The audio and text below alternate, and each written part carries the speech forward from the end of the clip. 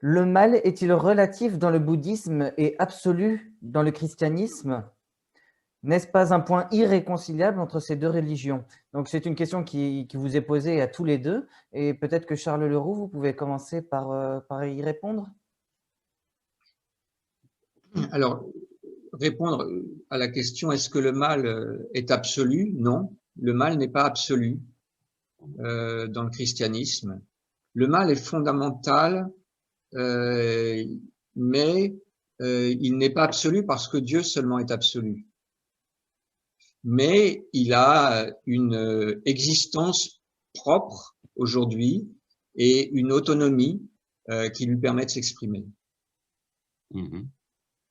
Alors, le mal pour le bouddhisme, donc, c'est la conséquence de l'incompréhension et de l'illusion, en quelque sorte.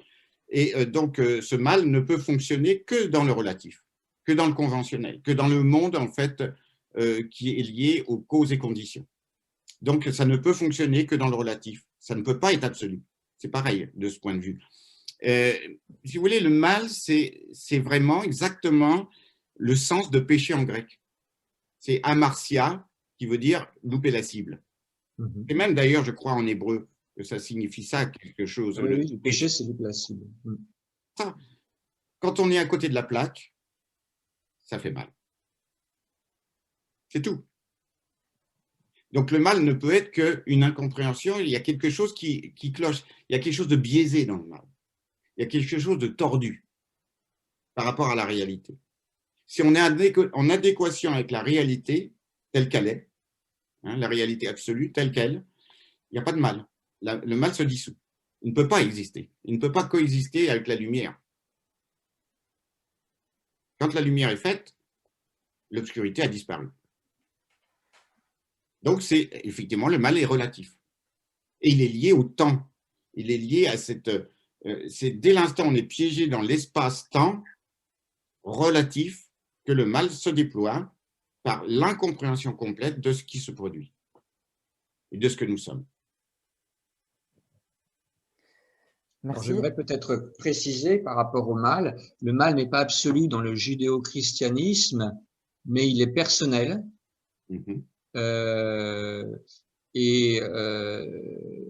le diable, qui est un personnage qui est peu présenté dans l'Ancien Testament, c'est Jésus qui va la personne qui va le plus parler du diable, c'est Jésus, et il le présente comme l'adversaire, le diviseur, un être qui a une personnalité, une existence propre, qui n'est pas seul dans sa rébellion. Et voilà, donc c'est des différences. Le mal, dans le judaïsme, c'est Yetzer Hara, c'est-à-dire c'est la propension à la convoitise qui est à l'intérieur de l'homme, c'est-à-dire le vide qu'il faut combler. Et c'est ce manque. C'est ça qui crée en quelque sorte l'idée du mal. Et ce mal se concrétise par Shatam, donc Satan, qui se manifeste comme les circonstances extérieures qui permettent à ce mal intérieur de se manifester. Et la conséquence des deux, ça sera l'ange de la mort. Ça, c'est expliqué comme ça dans le Talmud. Et c'est très intéressant parce qu'on a un parallèle total dans le bouddhisme. Si vous voulez. Le mal, s'il n'y a pas une propension au mal à l'intérieur qui est liée en fait à un malaise spirituel, le mal ne peut pas se concrétiser d'une certaine manière. Merci. Merci. Alors peut-être qu'il faut finir quand même parce que c'est une question importante.